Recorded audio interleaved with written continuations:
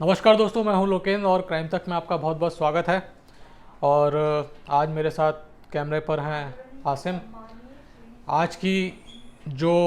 वारदात है वो बहुत सारे लोगों के साथ हुए हैं, और ये जो वारदात हुई है वो हमारी क्राइम तक की जो फैमिली है उसी के कई सारे जो मेंबर्स हैं उनके साथ हुई है। मेरे पास हम लोगों के पास मेल आए क्राइम तक के पास, और उन्होंने बताया कि किस तरीके से अलग अलग तरीके से उनके साथ ठगी की वारदात जो है उसको अंजाम दिया गया है। और इसके अलावा उन्होंने ये भी रिक्वेस्ट करी कि आप जो हम लोगों के साथ हुआ है वो किसी और के साथ ना हो, जो क्राइम तक की फैमिली है उसके किसी मेंबर के साथ ना हो, या उनके किसी रिलेटिव या उनके जानकार के साथ ना हो। तो आप इस तरह की जो खबरें हैं, जो फ्रॉड हो रहा है इस समय देश के अंदर, वो सारी चीज़ें आप दूसरे लोगों को भी बताइए। तो मैं ऐसे ही कई सारे जो मेंबर्स हैं उनके मेल को जो है वो लेके आया हूँ, और मैं बताता हूँ किस तरीके से इन लोगों के साथ जो ठगी की वारदात है वो हुई है। सबसे पहले हम लोगों को ये नागालैंड के हमारे व्यूअर हैं, इन्होंने लिखा है कि जब ये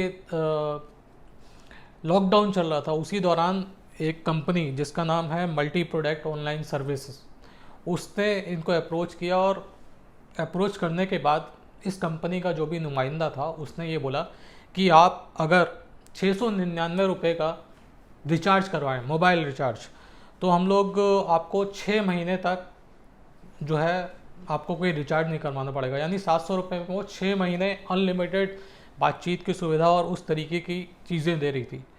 कंपनी। और इसके साथ ही उन्होंने ये भी कहा था कि अगर आप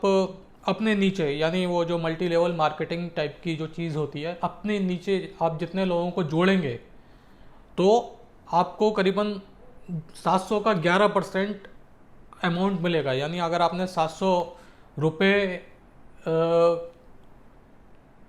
किसी से जुड़वाए, यानी आपने अपने नीचे एक मेंबर बनाया, तो जो 700 रुपये हैं उसमें से 11% यानी 70 और 7 77 या 78 रुपये आपको मिलेंगे। इस तरीके का जो वादा था वो कंपनी की तरफ से किया गया था। क्योंकि उस समय लॉकडाउन चल रहा था और ज़्यादातर जो दुकानें थी, यानी कि मोबाइल के रिचार्ज वगैरह की भी जो दुकानें थी, जिनके पास पोस्ट पेड है उनको तो उस तरीके की कोई परेशानी हुई नहीं, क्योंकि वो तो ऑनलाइन अपना बिल भर लेते थे। हालांकि प्रीपेड में भी कई सारे ऐसे ऑप्शंस है कि आप ऑनलाइन जाके उसको रिचार्ज करवा सकते हो अपने मोबाइल को। लेकिन यहाँ पे कंपनी की तरफ से जब बोला गया कि 700 रुपये में 6 महीने तक आपको रिचार्ज नहीं करवाना है, रिचार्ज मिलेगा, और उसमें भी तमाम वादे जो किए थे कंपनी ने कि मेरे ख्याल से अनलिमिटेड डाटा के भी, अनलिमिटेड कॉल्स और भी बाकी सारी चीज़ें बोली होंगी। और इसके अलावा क्योंकि लॉकडाउन का पीरियड था, लोगों के पास इनकम भी नहीं थी, और उनको लग रहा था कि अगर 700 रुपये मैं खर्च कर रहा हूँ और मैं अपने नीचे 10-15 लोगों को मेंबर बना लेता हूँ, तो फिर मेरे पैसे तो वसूल हो ही जाएंगे और कुछ ना कुछ आमदनी भी हो जाएगी। तो इस तरीके से ये जो सिलसिला था ठगी का वो फैल गया। जैसे कोरोना वायरस फैला, वैसे ही वो सिलसिला जो था ठगी का वो भी फैल गया। यानी एक बंदे ने बनाया, उसके बाद उस बंदे ने दूसरे को बनाया, उसने फिर दूसरे ने तीसरे को बनाया, तीसरे ने चौथे को बनाया। तो इस तरीके से जो लंबी चेन थी वो बनती चली गई, और 700 रुपए के हिसाब से करोड़ों रुपए की जो ठगी थी वो लोगों के साथ हुई। ये जो हम लोगों को लिख रहे हैं, ये टीम नागालैंड और टीम आसाम का मेल आया है। तो इन्होंने ये तो मेंशन नहीं किया इसमें कितने लोग शामिल थे इस टीम के अंदर, लेकिन मुझे लगता है कि काफ़ी संख्या में लोग होंगे, और शायद यही वजह है कि जिसने शुरुआत करी थी, जिसने इंट्रोड्यूस किया था इसको नागालैंड या आसाम में दूसरे लोगों के साथ, उनके ऊपर प्रेशर आ रहा होगा, क्योंकि उन्होंने तो कुछ खाने कमाने के हिसाब से अपना ये काम शुरू किया था, लेकिन उनको क्या मालूम था कि ये तो जान पर बनाएगा। क्योंकि जिन लोगों को उन्होंने अपने नीचे मेंबर बनाया था वो लोग जाहिर सी बात है वो पैसा मांग रहे होंगे, क्योंकि इन्होंने जब रिचार्ज कर दिया, ये पूरा 1-1.5 महीने का खेल हुआ है। 1 महीने का खेल इस तरीके से कि 1 महीने तक तो रिचार्ज जो था वो मिला, और 1 महीने के बाद जो रिचार्ज था फ़ोन का वो बंद हो गया, यानी अमाउंट जो था, बैलेंस था वो बंद हो गया। लेकिन तब तक कई सारे लोग जो थे वो इस ठगी की चपेट में आ चुके थे, और कई सारे लोगों ने अपने नीचे मेंबर्स बना लिए थे। तो इन्होंने लिखा है कि ये कंपनी का नाम मल्टी प्रोडक्ट ऑनलाइन सर्विस है और इसका नगेंद्र प्रताप सिंह इसको है कोई बंदा जो इसका एमडी है, मैनेजिंग डायरेक्टर है। ठीक जैसे असम और नागालैंड में हमारे जो व्यूअर है, हमारी फैमिली में प्राइम तक के फैमिली के मेंबर हैं, उनके साथ हुआ, वैसा ही रांची से हम लोगों के पास एक मेल आया, उसमें भी यही लिखा हुआ, उन्होंने भी यही बताया कि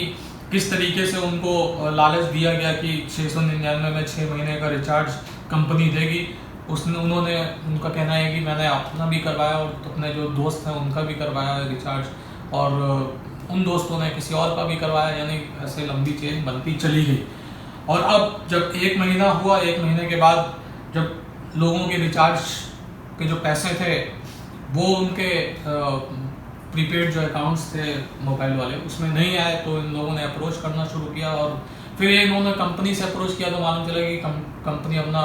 बोरिया बिस्तर लेके फरार हो गई है और ये लोग अब सारे के सारे लोग जो हैं वो पछता रहे हैं। तो ये 2 मेल तो मैं आपको बताता हूँ। ये दोनों नगेंद्र प्रताप सिंह नाम का जो एमडी है उसकी ठगी का शिकार हुए हैं। कंपनी का नाम फिर से एक बार मैं बता रहा हूँ, मल्टी प्रोडक्ट ऑनलाइन सर्विस। तो मैं ये कहूँगा इस मामले में कि चाहे वो टीम नागालैंड हो, चाहे टीम आसाम हो या रांची हो, मुझे लगता है कि आपको एक बार, जहाँ तक मुझे लगता है ये जो नगेंद्र प्रताप सिंह है ये मोस्ट प्रोबेबली दिल्ली वगैरह में से ही ऑपरेट कर रहा होगा, या उनका आपको मालूम होगा, क्योंकि यहाँ पे किसी ने मेंशन नहीं किया कि इनका दफ्तर कहाँ पे, हेड ऑफिस कहाँ पे बताया गया था। लेकिन आप लोग एक काम कर सकते हैं कि जो दिल्ली की इकोनॉमिक ऑफेंस विंग है उसको आप एक बार अप्रोच करिए, मेल करिए, तो हो सकता है कि जिस तरीके का आपका केस है, वैसे भी ये जो इकोनॉमिक ऑफेंसिव विंग है दिल्ली पुलिस की, ये ज़्यादातर जो बहुत सारा लार्ज स्केल पे, मल्टी स्केल पे जो फ्रॉड किए जाते हैं, और उस तरीके से बहुत सारी अगर उनके पास कंप्लेंट आती है, मान लीजिए कि टीम आसाम ने लिखी कंप्लेंट की हमारे साथ इतने लोग जुड़े हुए हैं जिनके साथ ठगी हुई है, टीम नागालैंड ने लिखी कि हमारे साथ इतने लोग थे और इतने लोगों के साथ ठगी हुई है, ऐसे ही जो रांची के जो हमारे व्यूअर हैं जिन्होंने दिखा है वो भी ऐसे इकट्ठा करके एक ऑनलाइन जो कंप्लेंट है वो डालें। तो मेरे ख्याल से अगर 4, 5, 6 स्टेट्स से कंप्लेंट जाएगी EAW के पास, तो मुझे लगता है इस मामले की तफ्तीश जरूर चालू हो सकती है, क्योंकि ज़रूरी नहीं है कि FIR जो है वो आप ही लिखवाएं। बहुत बार होता है कि कॉग्निजेंस लेके जो इन्वेस्टिगेटिव एजेंसी होती है वो खुद भी FIR दर्ज कर लेती है, तो इस मामले में भी ऐसा हो सकता है कि वो कॉग्निजेंस लेके खुद ही FIR दर्ज कर लें। हालांकि पैसा आपका वापस लौटेगा या नहीं लौटेगा ये कहना बहुत मुश्किल है। मेरे ख्याल मेरा जो निजी एक्सपीरियंस है और मेरी जो निजी राय है उसके हिसाब से मैं तो 95% मानता हूँ कि एक बार जिसका पैसा चला जाता है उसका लौटना बहुत मुश्किल हो जाता है, खास करके इस तरीके के जो इकोनॉमिक फ्रॉड्स होते हैं उसके अंदर। तो आप कोशिश करिए कि आप और भी जो लोग हैं उनको संपर्क में आइए और इकट्ठा करिए ऐसे लोगों को, और बिल्कुल एक आप EOW से संपर्क करिए, उनकी वेबसाइट है, वहाँ पे भी जाके आप देख सकते हैं, उन्होंने कंप्लेंट एड्रेस वगैरह या कुछ हेल्पलाइन नंबर दिया हुआ, तो वहाँ पे आप जाके उस तरीके से कंप्लेंट दे सकते हैं। तो ये तो हुआ एक तरीके का फ्रॉड की रिचार्ज करवाने के नाम पे कंपनी ने चूना लगाया और फिर भाग गई। दूसरा जो है, एक हमारे 2 दर्शक हैं उनका मेल आया, एक में ये दोनों ही हैं, ये एक में तो लोन अगेंस्ट पॉलिसी के नाम पे ठगी की गई, और ये सुमित जायसवाल है, पीलीभीत के रहने वाले, बिलासपुर कोई जगह है वहाँ पे। इनको किसी कंपनी ने अप्रोच किया और इनको बताया कि अगर आप पॉलिसी करवाएंगे तो पॉलिसी के अगेंस्ट में आपको लोन मिल जाएगा। तो इन्होंने पहले 30-30 हज़ार की 2 पॉलिसी करवाई, उसके बाद फिर 50,000 की एक करवाई और फिर एक 50,000 की करवाई, यानी कुल मिला के करीबन इन्होंने 1,60,000 की पॉलिसी करवाई। और जो पॉलिसी करने वाला था उसका कहना ये था कि आप अगर 1,60,000 की पॉलिसी करेंगे तो आपको इसके अगेंस्ट में 16 लाख का जो है वो लोन मिल सकता है, यानी आपको पॉलिसी का 10% जो है, जो लोन का 10% है वो पॉलिसी में इन्वेस्टमेंट करना पड़ेगा और उसके बाद आपको लोन मिल जाएगा। और जैसे ही आपको लोन मिलता है वो आप अपनी पॉलिसी भी विड्रॉ कर सकते हैं। तो इस तरीके के जो वायदे थे वो एक जो भी बंदा था जिसने अप्रोच किया था उसने की है और इन्होंने भी वो पॉलिसी करवा ली। अब जब पॉलिसी हो गई और इनका 1,60,000 रुपया चला गया, अब 1,60,000 रुपया तो इनका चला गया, अब वो बंदा जो था वो तो अपना पैसा लेके, रफू चक्कर भी नहीं कहना चाहिए, वो अपना पैसा लेके बैठ गया और ये उसको बार बार फ़ोन कर रहे हैं, बार बार मैसेज कर रहे हैं कि मेरे लोन का क्या हुआ, मेरे लोन का क्या हुआ। तो वो कोई जवाब नहीं दे रहा है, या फिर वो कह रहा है कि कुछ और पॉलिसी करवा लीजिए तब लोन मिलेगा। तो इस तरीके से 1,60,000 का चूना, ये जो हमारे सुमित जायसवाल हैं, पीलीभीत बीसलपुर के रहने वाले जो हैं, उनको इस तरीके से चूना लगा है 1,60,000 का। अब हमारे एक और व्यूअर है, इनका नाम है मोहन सिरोही। इनके पास भी ऐसे ही कुछ अप्रोच किया किसी ने कि आपको अगर लोन चाहिए तो आप, हम लोग सस्ते इंटरेस्ट पे लोन देने के लिए तैयार हैं। और ऐसे बहुत सारे नंबर्स जो है, फ़ोन कॉल्स जो होते हैं, टेलीकॉलर्स जो होते हैं, वो आपके पास फ़ोन करते हैं और कहते हैं कि हम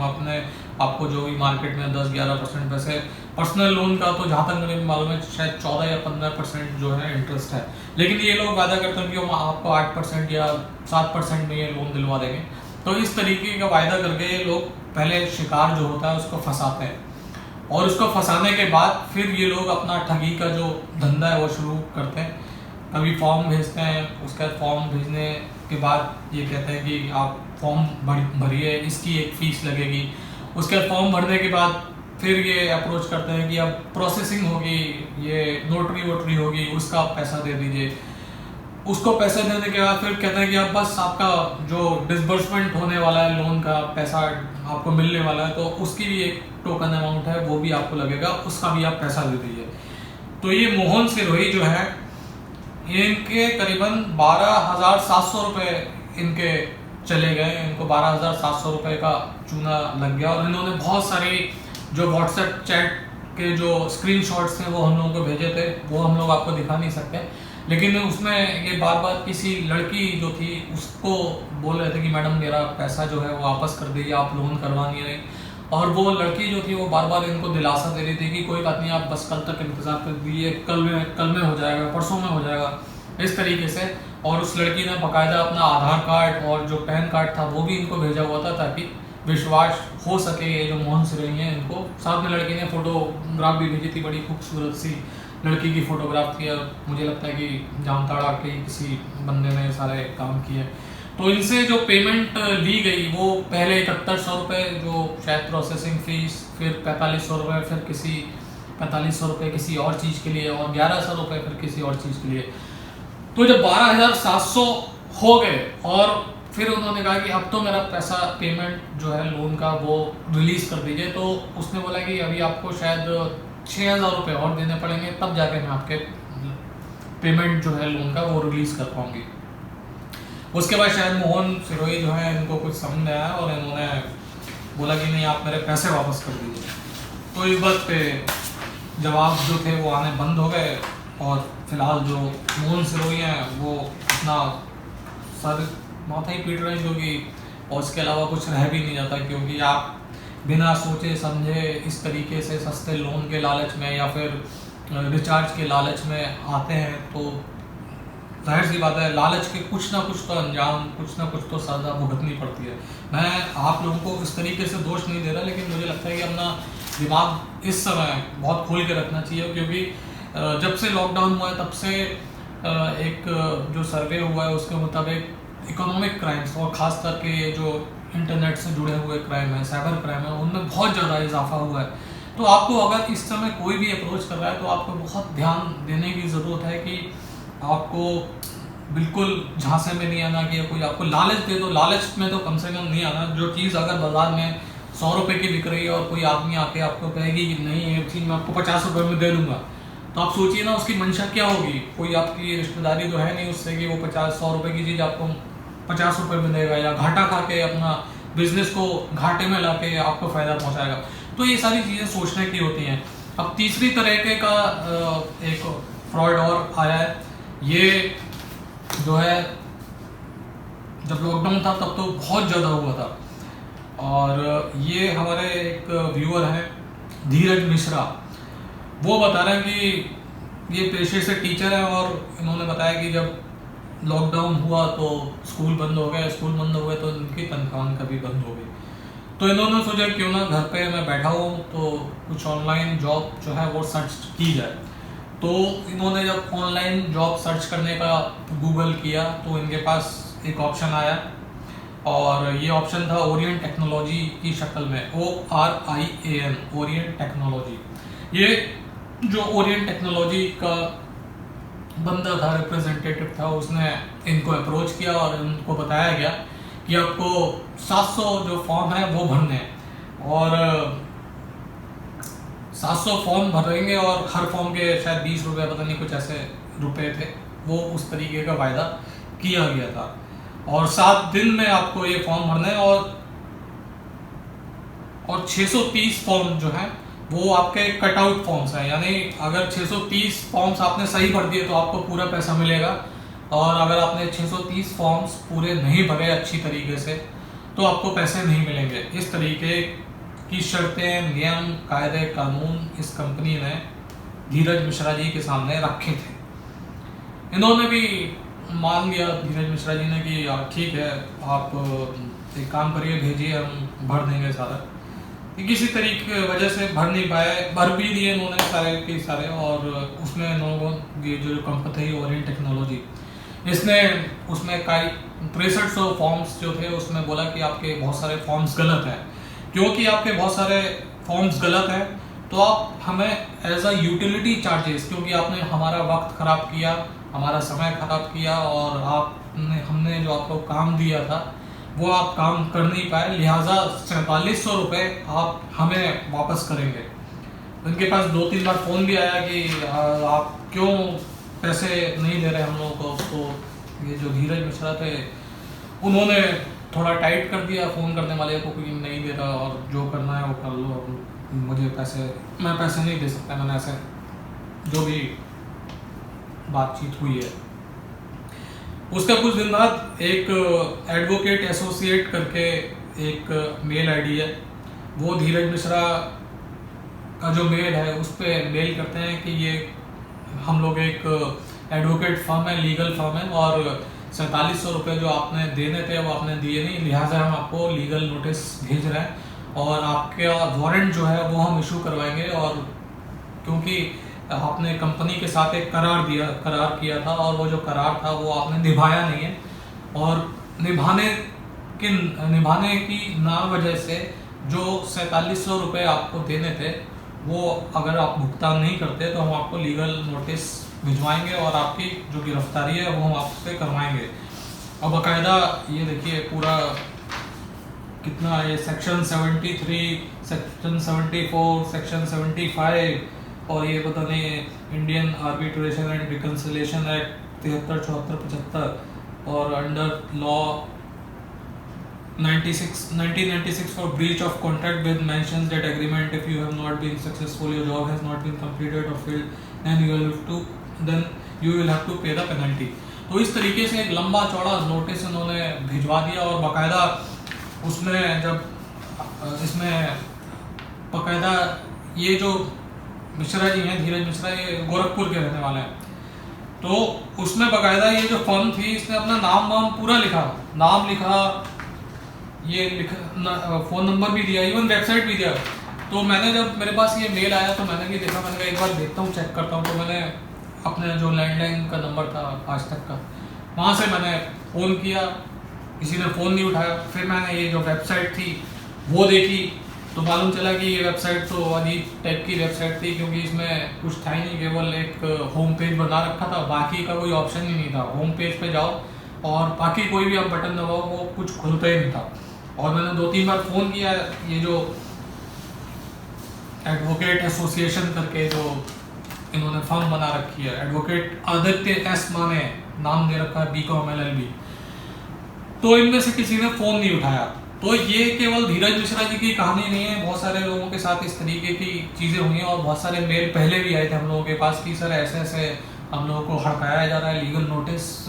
भेजने के नाम पर और पैसे मांगे जा रहे हैं। यहाँ पे तो 4700 रुपये मांगे, एक बंदे से तो शायद 1-1.5 लाख रुपए मांगे थे और कह रहा है कि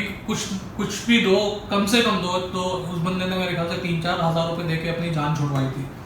तो आप भी इस तरीके का वर्क फ्रॉम होम के शिकार हुए हैं और अभी भी आपको लीगल नोटिस आ रहे हैं, तो आप जो लीगल नोटिस भेजने की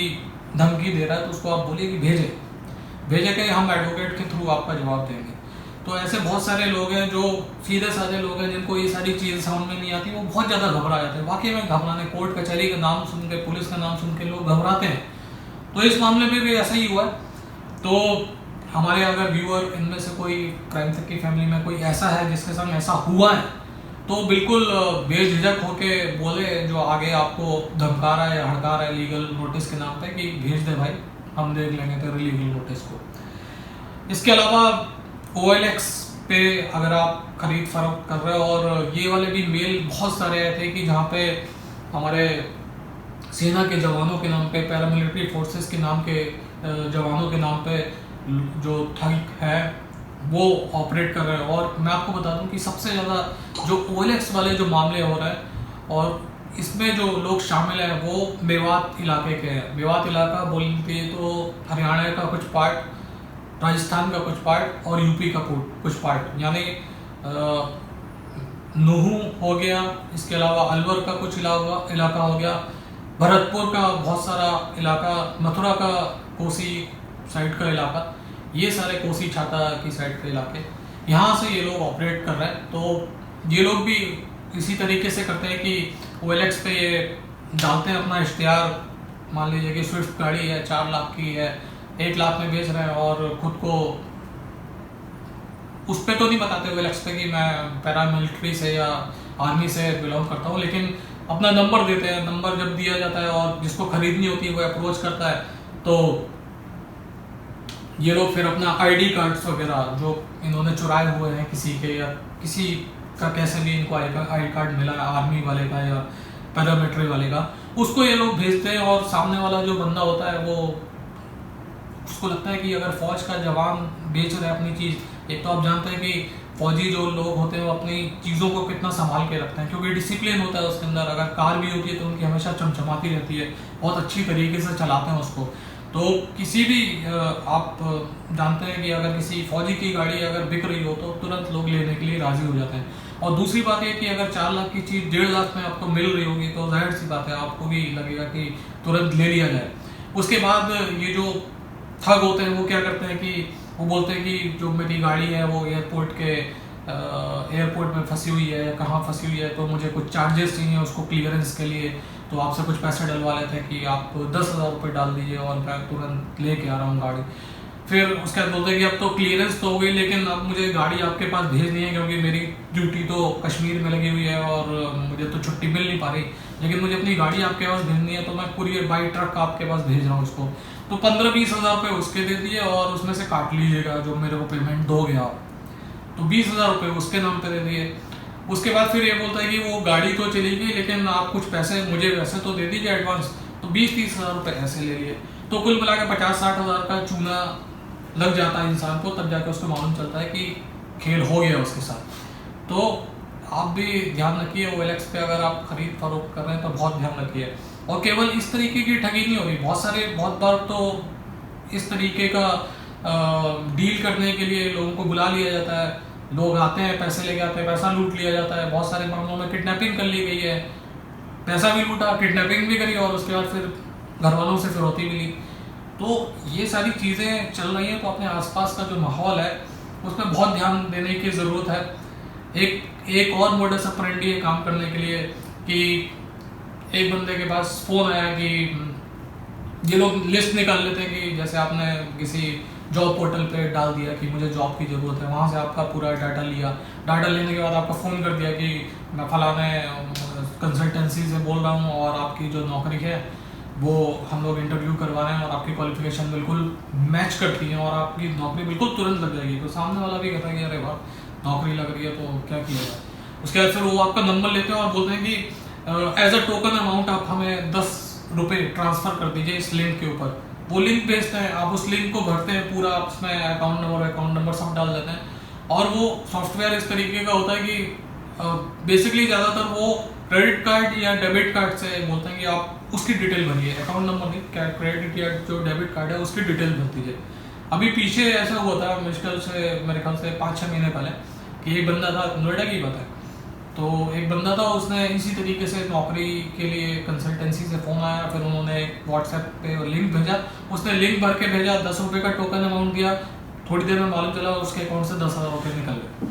10 निकले, उसके बाद वो रोकता तब तक 10 और निकल गए। तो ये भी एक मोडस ऑपरेंडी है ठगों की काम करने की। तो बस क्योंकि मुझे लगा कि ये जो हमारे क्राइम तक की फैमिली के लोग हैं इनके साथ इस तरीके की वारदात हुई है और ये चाहते हैं कि और लोग भी इस तरीके की वारदात का शिकार ना हो। और जेन्युइनली वाकई में मुझे भी लगता है कि इस तरीके की अगर सुनने को चीज़ें मिलेंगी तो जाहिर सी बात है वो आपका दिलो दिमाग जहन पे असर करेंगी और आपको भी मालूम चलेगा कि आसपास किस तरीके से ठगी की वारदात को अंजाम दिया जा सकता है। तो बहुत होशियार रहिए और कोई भी